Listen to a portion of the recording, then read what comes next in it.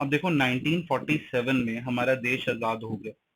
अब देश को आजादी तो मिल गई, अब आगे काम था कि भैया देश को आगे कैसे बढ़ाएं। तो 1940 से लेके 1950 तक हम ये चीजें सोचते रहे कि इन चीजों को प्रैक्टिकली फीजिबल कैसे बनाएं। और 1950 में हमने डिसाइड किया हमारी इकोनॉमी को हमें थोड़ा बूस्ट देना है। 1948 और 49 में हमने इंडस्ट्रियल पॉलिसी रेजोल्यूशन निकाले थे, but they were not very successful, तो इसीलिए उनका इतना ज्यादा हिस्ट्री में उल्लेख नहीं है। 1950 to 1990 it's very, it is the time period जिसमें हमारा देश एक्चुअली ना डूब गया। अगर मैं आपको बोलूं as an economist, it is kind of a black era for Indian economy. उस टाइम पे करी हुई गलतियां हम आज तक भुगतते हैं। तो जब 1950 में हमारे देश के लीडर्स ने सोचा देश को आगे बढ़ाया जाए, तो सवाल उठा कि भैया कौन सा इकोनॉमिक सिस्टम फॉलो करें। तो इकोनॉमिक सिस्टम तीन टाइप के होते हैं, market economy, socialist economy and mixed economy. Market economy which is also known as free economy, which is also known as capitalist economy, एक ऐसा सिस्टम होता है जहां पे all the resources are owned, controlled and operated by private sector. यहाँ पे M क्या होता है, प्रॉफिट मैक्सिमाइजेशन। ठीक है, प्राइसेस कैसे डिसाइड होते हैं, on the basis of market forces of demand and supply. अगर हम ये इकोनॉमीज को समझते हैं तो कुछ चीजों के हिसाब से समझते हैं। पहले तो कि रिसोर्सेज ओन, कंट्रोल और ऑपरेट कौन करता है, एम क्या है, प्राइस कैसे डिसाइड होते हैं, और three central problems of all the economy, what to produce, how to produce, for whom to produce को कैसे सॉल्व करते हैं। तो जो हम मार्केट इकोनॉमी की बात कर रहे हैं here, market economy, free economy, capitalist economy, यहाँ पे सारे resources own, controlled and operated by private sector. Aim profit maximisation है, prices are decided on the basis of demand and supply. ठीक है, अब ये जो सवाल आते हैं what to produce, how to produce, for whom to produce, तो व्हाट टू प्रोड्यूस वो गुड्स प्रोड्यूस करो जो क्या कहते हैं जिसकी डिमांड ज्यादा हो। हाउ टू प्रोड्यूस वो टेक्निक फॉलो करो जिससे कॉस्ट मिनिमम लगे। फॉर होम टू प्रोड्यूस उसके लिए प्रोड्यूस करो जिसके पास परचेजिंग पावर है। अब हम सोशलिस्ट इकोनॉमी पे आते हैं, तो यहाँ पे resources our own, controlled and operated by public sector यानी गवर्नमेंट सेक्टर। इसे हम सेंट्रली प्लान्ड इकोनॉमी भी कहते हैं। यहाँ पे एम होता है public welfare, nothing else than that. Prices कौन फिक्स करता है, गवर्नमेंट यानी सेंट्रल प्लानिंग अथॉरिटी। ठीक है, गुड्स विच आर कौन से goods, what to produce, the goods which are useful for society. How to produce, the technique suitable for the society. For whom to produce, for everyone. और mixed economy जो होता है ना, वो इनके बीच का कॉन्सेप्ट होता है। मिक्स्ड इकोनॉमी का क्या होता है कि सब के बीच में से ले लो, कुछ फीचर मार्केट इकोनॉमी के, कुछ सोशलिस्ट इकोनॉमी के। सोशलिस्ट इकोनॉमी के फीचर मतलब गवर्नमेंट को कंट्रोल दे दिया। जब हमारा देश आजाद हुआ तो हमने मिक्स्ड इकोनॉमी फॉलो करा जो सोशलिस्ट इकोनॉमी की टुवर्ड्स टिल्टेड थी। पर बाद में अब आज के टाइम पे आके हमारी इकोनॉमी किसकी टुवर्ड्स टिल्टेड है, मार्केट इकोनॉमी की टुवर्ड्स। तो मेन चीज है गवर्नमेंट के हाथ में रखो, बाकी रिलीज कर दो। अगर आपने नोटिस करी हो न्यूज, तो पिछले एक महीने के अंदर अंदर आपने देखा होगा कि गवर्नमेंट ने काफी सारे अपने जो काम थे उन्हें प्राइवेटाइज करना शुरू कर दिया। तो ये हम लास्ट क्लास में कर चुके थे। अब हम आज की क्लास का टॉपिक करते हैं, आगे बढ़ते हैं। What is plan. अब देखो अगर सवाल आता है पेपर में व्हाट इज प्लान, तो मेरे बच्चे हैं लाल पीले नीले बड़े ही इंटेलिजेंट, लिख देंगे plan is deciding in advance what to do, how to do, when to do and who is going to do it. बेटा बीएसटी का पेपर नहीं है, इको का पेपर है। ठीक है, plan is to move with friends on Sunday and have coffee. No, ये नहीं है प्लान। प्लान क्या है, it is how to use the resources of the nation. ठीक है, जब हम क्वेश्चन आता है ना व्हाट इज अ प्लान, तो इसका मतलब होता है how to use resources of nation. These plan should have some general and specific goal. General goal है कि हमें सेल्फ रिलायंस लाना, ठीक है, हम 20 साल में सेल्फ रिलायंस लेके आएंगे। तो स्पेसिफिक गोल क्या है कि उस सेल्फ रिलायंस को लाने के लिए इस साल हम क्या करेंगे, इस साल हम क्या करेंगे, ये चीज हम बंद कर देंगे, ये चीज इंपोर्ट करना बंद कर देंगे। तो that is basically specific goal. In India plans are made for 5 year and they are known as 5 year plan, है ना, पता है ये तो आप लोगों को। India have prospective plan for 20 years, ये याद रखना, इट इज अ की पॉइंट, 1 मार्कर क्वेश्चन आता है इससे, बाद में बोलना मत बताया नहीं था। ठीक है, 20 जो प्लान 20 साल के लिए बनते हैं उन्हें कहते हैं प्रोस्पेक्टिव प्लान। बेसिकली हम क्या करते हैं, हम 20 साल का एक टारगेट रखते हैं, उसको 4 5 ईयर प्लान में डिवाइड कर देते हैं, ठीक है। तो ऐसे चलता है लॉन्ग टर्म गोल्स। अब लॉन्ग टर्म गोल्स कौन से होते हैं, देखो लॉन्ग टर्म गोल्स ना हमारे हैं 4, जो कि हैं बहुत इंपॉर्टेंट, पेपर में पूछे जा सकते हैं। 4 लॉन्ग टर्म गोल्स, और वो लॉन्ग टर्म गोल्स हैं growth, modernisation, self reliance and equity.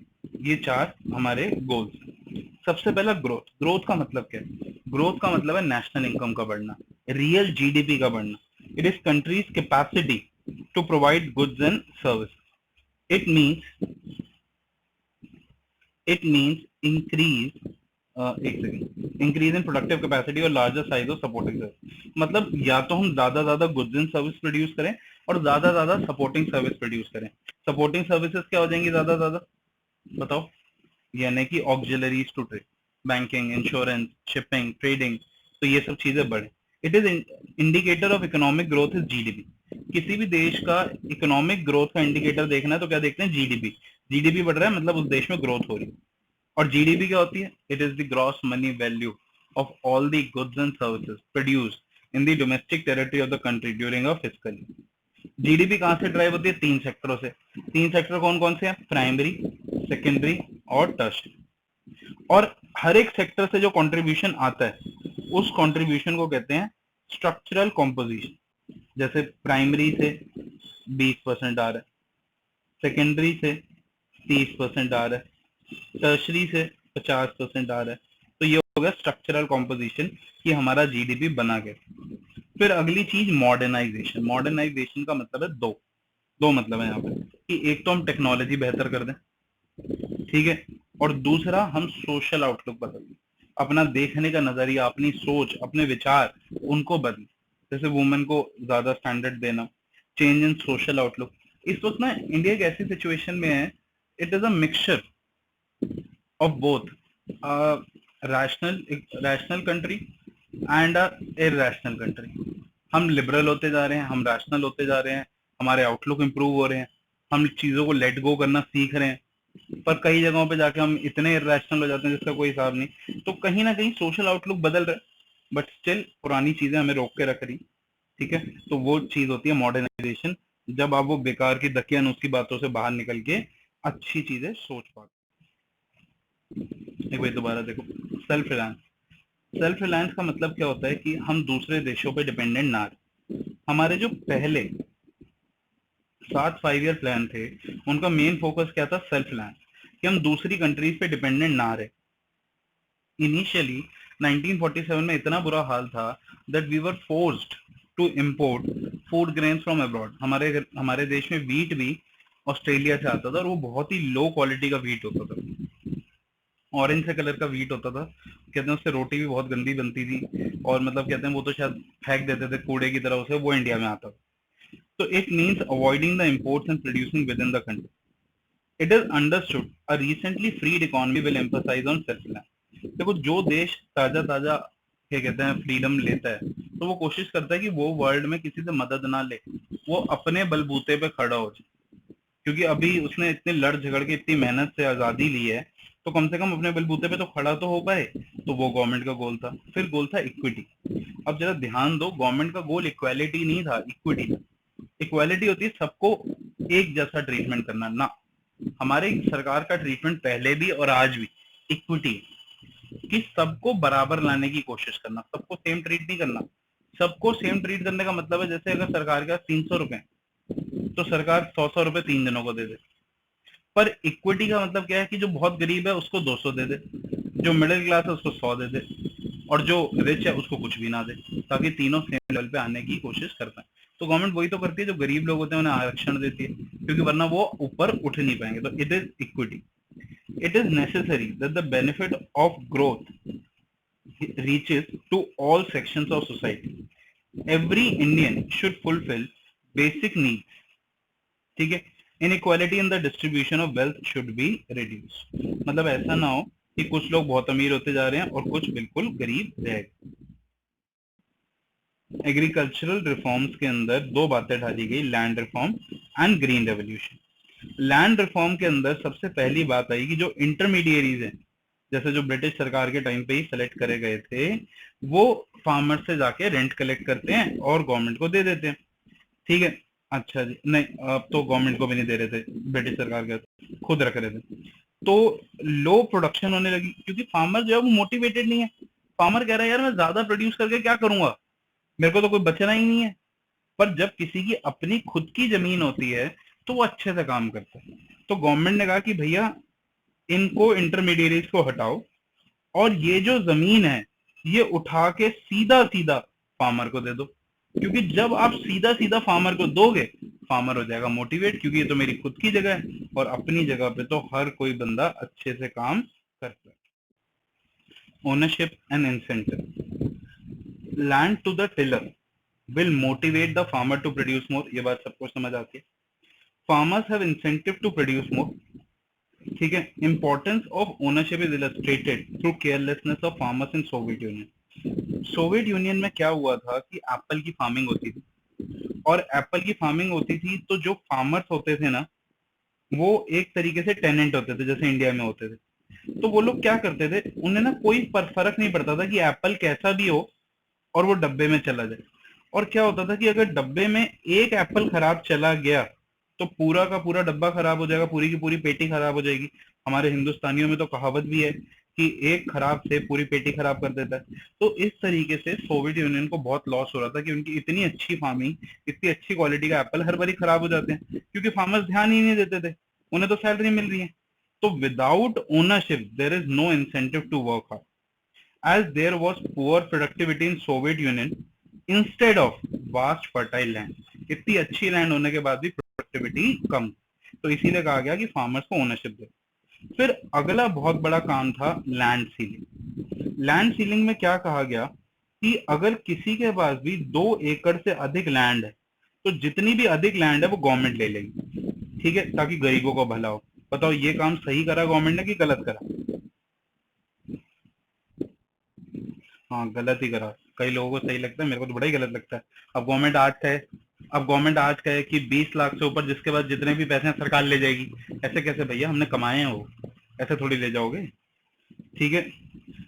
तो land ceiling means fixing a maximum amount of land. अगर किसी को दिक्कत भी है, पहले अभी ये वाला टॉपिक देखो, मैं एक बार और बता दूंगा ownership and incentive. Land ceiling का मतलब होता है कि गवर्नमेंट ने फिक्स कर दिया कि एक लिमिट से ज्यादा किसी के पास लैंड नहीं हो सकता, ठीक है। गवर्नमेंट ने ऊपर वाले स्टेप्स में इंटरमीडिएरीज को अबॉलिश करा था, जमींदार को निकाला था। अब गवर्नमेंट ने जब जमींदार हटा दिए तो जो लैंड के ओनर थे उन्हें हटा दिया और लैंड डायरेक्टली दे दी किसको, लोगों को। तो इससे 200 लाख फार्मर्स को फायदा हो, brought 200 lakh farmers to the direct control of government, contact with the government. Goal of equity was not serve by abolition of intermediate. का सिर्फ इंटरमीडिएरी को हटाने से हम जो इक्विटी का गोल सोच रहे हैं ना अभी भी पूरा नहीं हुआ था, ये बस एक स्टेप था। Much more was yet to be done. पर बिग लैंडलॉर्ड ये बड़े चालाक थे, उन्होंने गवर्नमेंट को चैलेंज कर दिया, गवर्नमेंट की जजमेंट को। उन्होंने इंजंक्शन ले ली, स्टे डलवा दिया कि नहीं भैया हम तो अपनी लैंड नहीं देंगे, ये गलत हो रहा है, ये वो हो रहा है। इससे उन्हें मिल गया टाइम, और उस टाइम में उन्होंने लैंड अपने रिश्तेदारों में शिफ्ट कर दी। जैसे मान लो किसी के पास 10 एकड़ लैंड, तो उसने क्या करा, अपने 4 रिश्तेदारों में बांट दी, 2-2 एकड़। अब किसी से सरकार नहीं ले सकती, transfer to the relative. Legislation में लूप होल्स थे और उन लूप होल्स को यूज करा गया। सिर्फ केरला और वेस्ट बंगाल में ये सक्सेसफुल रही, ठीक है। देखो जी, ग्रीन रेवोल्यूशन, हरित क्रांति, हमारे देश में ये बहुत ही बढ़िया काम हुआ था ग्रीन रेवोल्यूशन का। ये पाकिस्तान में भी आया, चाइना में भी आया, ठीक है, इंडिया में टचवुड ये पहले आया ग्रीन रेवोल्यूशन। अब ग्रीन रेवोल्यूशन का मतलब क्या था, to increase the production of food grain by multiple times, ठीक है, कई गुना हमारे देश में जो प्रोडक्शन थी फूड ग्रेन की वो बढ़ा दे। इसके लिए हमने high yielding variety seed use करे, हाई यील्डिंग वेराइटी सीड, जिन्हें शॉर्ट में कहा जाता है HYV सीड, ठीक है। सबसे पहले HYV सीड्स आए थे in the field of wheat and rice. अब ये सारी फील्ड में आ चुके हैं, इन्हें HYV सीड्स भी कहते हैं और कॉमन पैरलेंस में इन्हें बम्पर सीड्स कहा जाता है, ठीक है। अच्छा जी, अब ये जो सीड्स होते हैं ना, देखो ये साइंटिफिक प्रोसेस, थोड़ी सी अगर आप अपनी साइंस को खंगालें तो आपने 9th-10th में पढ़ी थी, जो फूड ग्रो करता है, फ्रूट्स एंड वेजिटेबल, जो प्लांट ग्रो करता है, ठीक है, फ्रूट्स एंड वेजिटेबल, वो बेसिकली प्लांट का खाना होता है, ठीक है, वो पूरे एक प्रोसेस से उसको ग्रो करता है। अब करा क्या गया कि fertilisers which act as a catalyst, ये डाले गए, अच्छी हाई क्वालिटी का सीड लिया गया, और वही मतलब जो सीड, जैसे मेरे को बिल्कुल ट्रू एग्जांपल पता है टमाटो का, मैंने खुद देखा है अपने सामने कि हमारा जो इंडियन टमाटो का सीड होता है वो एक बुश में 1/2 kg ग्रो करता है, बट जब हमने ये बाहर से इम्पोर्टेड बम्पर सीड यूज करा तो एक बुश में 5.5 किलो ग्रो करने लग गया। तो अगर वो 5.5 किलो ग्रो करेगा तो उसे खाद तो चाहिए होगी ना, फर्टिलाइजर, ठीक है, क्योंकि उसी से वो खाना बनाएगा, उसे पानी तो चाहिए होगा, इसीलिए ज्यादा फर्टिलाइजर, ज्यादा पानी, रिलायबल इरिगेशन फैसिलिटी, और ये क्योंकि बहुत डेलिकेट होते हैं तो इन्हें पेस्ट अटैक का डर होता है, तभी तो कहते हैं ना कि ये हमारा देसी है, ये बहुत स्ट्रांग है, ये क्या कहते हैं विदेशी है, पर ये डेलिकेट है, डेलिकेट है तो पेस्टिसाइड का डर है, कीड़े लगने का डर है तो पेस्टिसाइड डालने पड़ेंगे, पेस्टिसाइड का डर नहीं है, कीड़े का डर है तो पेस्टिसाइड का छिड़काव करना पड़ेगा, और पैसा भी चाहिए उसके रख रखाव के लिए, तो ये रिक्वायरमेंट थी। जब हमारे देश में ग्रीन रेवोल्यूशन इंट्रोड्यूस करा गया तो इसे दो भागों में इंट्रोड्यूस करा गया, two phases, phase one was from mid 1960 to mid 1970 and phase two from mid 1970 to mid 1980। जब ये पहले फेज में आया तो ज्यादा करके व्हीट और राइस पे कंसंट्रेशन थी, और ये आया पंजाब, आंध्र प्रदेश और तमिलनाडु में, which are wheat growing region, ठीक है। पर जब मिड 1970 1980 में आया तो ज्यादा रीजन कवर कर लिए कंट्री के, ज्यादा क्रॉप्स कवर कर लिए, ठीक है। तो मैंने अभी तक तुम्हें बताया कि ग्रीन रेवोल्यूशन क्या था, प्रोडक्शन ऑफ फूड ग्रेन को बढ़ाना हाई यील्डिंग वैरायटी सीड को यूज करके, जनरली व्हीट एंड राइस। फिर मैंने तुम्हें बताया कि इनके लिए 4 रिक्वायरमेंट है, ज्यादा फर्टिलाइजर, ज्यादा पानी, रिलायबल इरिगेशन फैसिलिटी, ज्यादा पैसे और ज्यादा पेस्टिसाइड। फिर मैंने तुम्हें बताया ग्रीन रेवोल्यूशन आया 2 फेज में, phase one phase two. Phase one mid 1960 to mid 1970, exact date is not there, ठीक है। Phase two mid 1970 to mid 1980, 1980, okay. Initially phase one में सिर्फ कुछ स्टेट्स, पंजाब, आंध्र प्रदेश, तमिलनाडु, और जनरली जो व्हीट ग्रोइंग रीजन थे। फेज टू में ज्यादा स्टेट्स कवर हुए, ज्यादा क्रॉप्स कवर हुए। अब इसका फलस्वरूप हमें क्या मिला कि हमारे पास आया मार्केटेड सरप्लस। वो देश जो पहले क्या कहते हैं रो रहा था कि उसके पास खाने को नहीं है, अब उसके पास इतना था कि वो एक्सपोर्ट भी कर सकता था। Proportion of agriculture output sold in the market by the farm, अपना तो पेट भर ही रहे थे, बाहर बेचने के लिए भी था हमारे। Good proportion of wheat and rice produce हुआ। जब बम्पर फसल हुई तो चीजों के रेट कम हो गए, तो लो इनकम ग्रुप को भी फायदा हुआ। ग्रीन रेवोल्यूशन एक ऐसी मतलब हमारे लिए अच्छी चीज थी जिसकी वजह से हमने बफर स्टॉक बनाया। आज भी हमारे पास 4 से 5 साल का बफर स्टॉक पड़ा होता है, ठीक है, फूड की शॉर्टेज ना हो, कि कभी सूखा ना पड़े। बस इसमें कुछ रिस्क थे कि टेक्नोलॉजी तो ही वो रिस्क से फ्री नहीं थी, ठीक है। इससे एक डर था कि सीड महंगा था, अमीर लोग ही सीड लेते जाते, अमीर लोग ही पेस्टिसाइड यूज कर लेते, तो अमीर लोग और अमीर हो जाते, गरीब फार्मर और गरीब रह जाता। और HYV सीड पेस्ट अटैक से प्रोन थे, तो हमें ये भी संभालना था कि इनमें कीड़ा ना लग जाए। आती है बात समझ में?